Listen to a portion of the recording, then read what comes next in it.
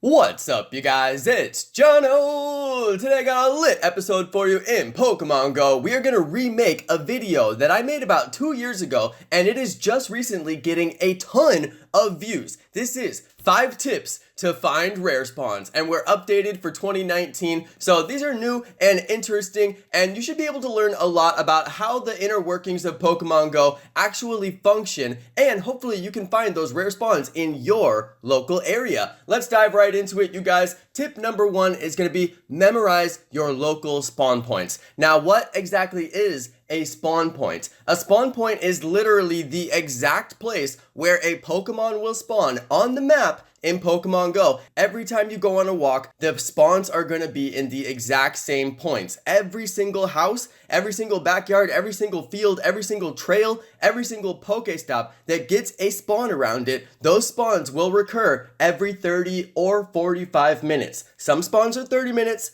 some spawns are 45 minutes. That's all that there is to it. That is a fact. So if you go for a walk, you will see those Pokemon in those spawn points over and over and over again. So you want to make sure that your walk goes on the path that has the most spawn points. This is called your route. Now, some people have a driving route, some people have a walking route, some people have routes for their office, some people have routes for their home, they have routes for their neighborhood, routes for their park. You need to know the route for basically every single location that you go to that gives you the maximum spawn points as well as the maximum gyms and Pokestops so you can restock your balls while you're catching. It's very, very important. Also, spawn points are determined by your local biome or the ongoing event. So your biome is basically related to all the different things that exist on the map. Pokemon Go can only figure out where you are based on your GPS location, and they can only figure out what that area looks like based on the features in open maps. So if there's a lake there in open maps, you can go ahead and assume that you're going to get water spawns because Pokemon Go has figured out we should put water spawns next to the water. Pretty smart, right? Okay, so if you're in high elevation,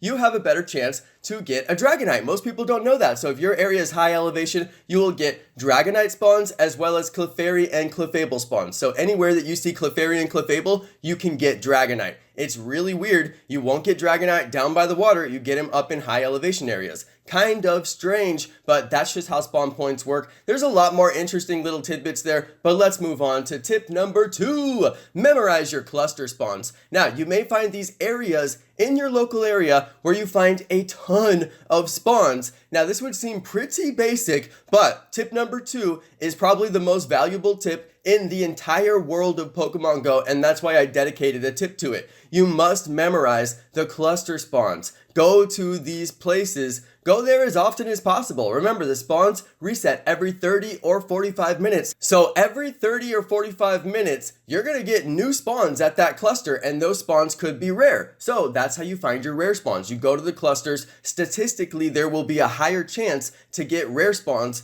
in those clusters. Now, this is kind of a weird cluster because it has bonus spawn points. During certain events, they will add extra spawn points, like on Community Day. If you go to your cluster spawn during Community Day, or if you go there off of Community Day, you will notice different amounts of spawn points. There are added spawn points during Community Day. This has been confirmed only through certain cluster spawns where people say, why are there more spawns here now than there were before? They've added in extra spawn points. Very important. Once you memorize these locations and go there over and over again, you'll get way better gameplay. Now, how are you going to find these locations? Well, if you haven't already found your local locations, here's a couple of tips to actually find them. Look for restaurants, shopping centers, malls. Gas stations are a weird one, but gas stations have a lot of spawns. Hotels are another one, kind of strange, but they have a lot of spawns. For whatever reason, the game thinks that there's a lot of people in these locations, so they've decided to put more spawns there.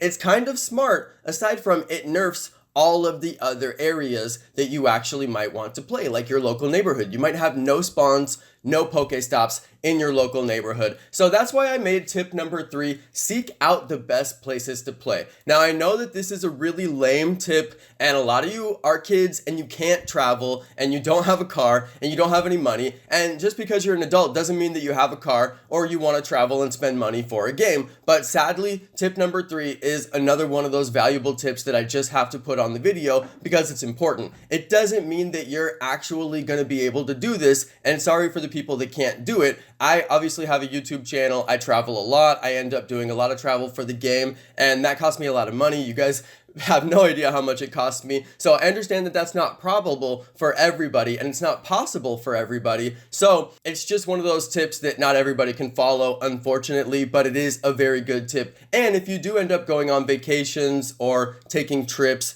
it's good to try to play the game during those times because the gameplay is so much crazy better in cities, so you will end up getting that good gameplay, which will improve the quality of your game in the long term because those rare Pokemon that you catch on those trips, you'll keep forever and they'll be really strong, so they're pretty good. So any chance that you get to travel or even just going to your local nest, if it's kind of far away, you still want to go there. I'm going to cover nests a little bit later in the video, but basically my tip is whatever that you find has the best gameplay, try to go there. It doesn't have to be far away. It doesn't have to be driving 2 hours to a local city. It could just be going to your local park because that's where the best gameplay is. You want to try to do that. Now again, I understand kids can't just go to the park at night. Kids can't just go to the park whenever they feel like it. So sorry about that. I'm not saying that it's going to be probable or possible for everybody, but it is a really, really good tip. Alright you guys, so keeping that in mind with tip number 3, that could include just going to the store whenever your mom or dad or grandma or whoever, if they say, hey, you want to come to the store with me?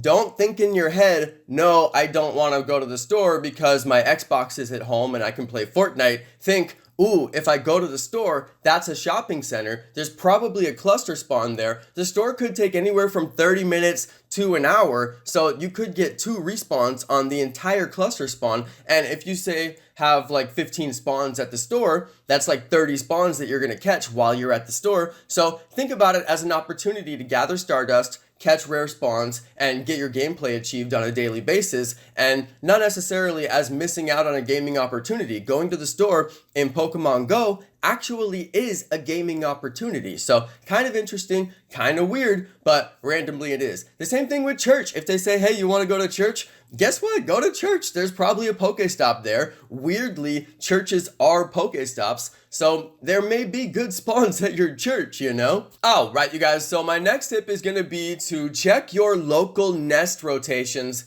every rotation. Now let's get really deep into the details on what that actually means for those of you who may be new to the game, don't know what a nest is, don't know what a nest rotation is. I'm going to cover all that right now. Alright, so your nest is literally your local parks. Nests are local parks. Local parks and nests are generally always the same thing. There's very few times that you will find a park that is not a nest. Now, what is a nest? A nest means that it's going to spawn one specific type of Pokemon on a 25% chance for every spawn point that is touching the green part of the park within the game. Now, this is a really good way to find shiny Pokemon. That's why I included the shiny clip of the shiny Magikarp.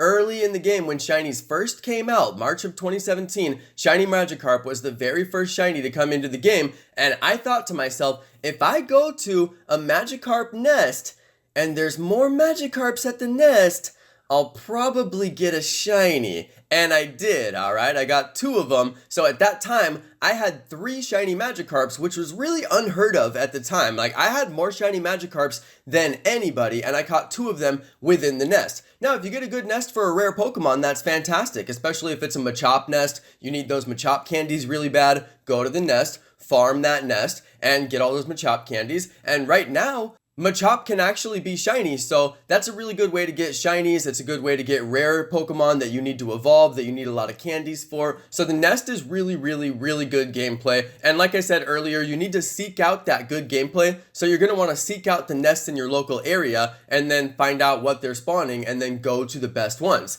Now let's get on to the last tip, you guys. This is my last major tip. I do have a few bonus tips at the end of the video, so please watch until the end of the video and I'll cover a couple more things that that you guys may find interesting. But let's get into my fifth major tip. These are like life-changing tips. If you can follow these tips, they will make your gameplay better and you probably will get rare spawns. All right, so tip number 5, use incense and lures during major and minor events. Pokemon Go has all kinds of major events like Pokemon Go Fest, Safari Zone. They have worldwide events that are really good. They also have these kind of miniature events that are really, really good. And when I say major event, I mean good gameplay, actually worth playing. Then they have these other minor events that are not necessarily as good, but it still changes the way that the game functions, so you could get more rare spawns during that time. Like right now at the time that I'm filming this, we have a grass type event that's happening, and we got Shiny Solrock and Shiny Lunatone released into the game. Kind of cool. But the spawns are not really that good, aside from you can get rare spawns. You can get evolved forms. You can get rare stuff that is a third evolution. All right, there's stuff in the game right now that's more common that really just isn't common on a normal basis when there's no event gameplay. So whenever there's an event, you can use incense and you can use lures to make those rare spawns come to you directly, which makes it much easier. So when you have the incense on, it will actually make the rare spawns come when you're walking, and when you have a lure on, you'll get rare spawns without any walking at all. So both of these clips that you just saw were event gameplay. I got an Unown from an incense during an Unown event. Now that's absolutely crazy to get an Unown from incense, but it was during an Unown event. So the incense gave me extra rare spawns. Now this was from the Valentine's Day event, and I was getting Chansey off of lures. Because it's a Valentine's Day event, you have a higher chance to get Chansey. So the lure was actually spawning me multiple Chanseys. That's really good gameplay. So whenever you can, you want to sync up your incense and your lures with the events. Very important. All right, now let's move on to some bonus tips, you guys. I used to catch a ton of rare Pokemon. I was the rare Pokemon master, but it's because I was really tuned in to my local groups that would report rare spawns, and I was also really tuned in to various different types of scanners that would also report rare spawns. There's all kinds of scanners that used to exist and they no longer exist, but the only scanners that exist right now are on Discord. So if you're looking for actual scanners that will tell you where rare spawns are, they're all on Discord. I'm not going to talk that much about it other than that, because I don't want to be the guy who got the scanners shut down. So I'm just saying they're all on Discord. Now, a different way, if you don't want to use scanners, you can use local Facebook groups and local Discord groups that just report rare spawns. And they say, hey, I'm a player, I found a rare spawn here. And if you go here, you'll find that rare spawn hopefully too before it despawns. Now, the difference between those two scenarios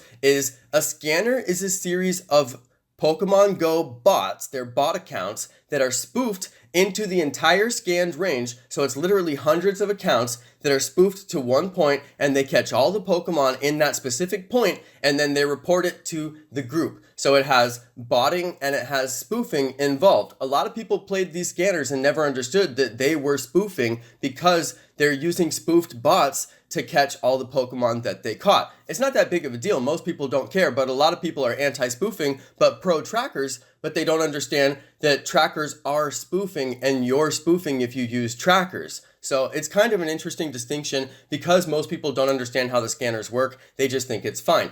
Now, I don't really care. Personally, I don't care whatsoever. You guys know I don't care if you watch my channel. However, the only thing I want to mention is that if you're in a local Discord group and a local Facebook group and a real user finds a Pokemon and reports it to that group and says, hey, there's a Pokemon here, then that's different than using spoofing and botting to use a scanner. You're actually not spoofing and you're not botting in that scenario. So that's why I wanted to mention local Facebook groups for people who really don't like spoofing and they don't want to be part of that, but they still want to find rare spawns. And then also Discord groups that have scanners if you really just don't care, all right? And you just want to get rare spawns. Anyway, you guys, that is going to be the end for this video. I hope that you found this informative. Please like, share, and comment the video if you found anything helpful whatsoever, and please comment down below which one of these tips actually got you a rare spawn. Thank you everybody for watching. Thanks to my amazing subscribers, and peace!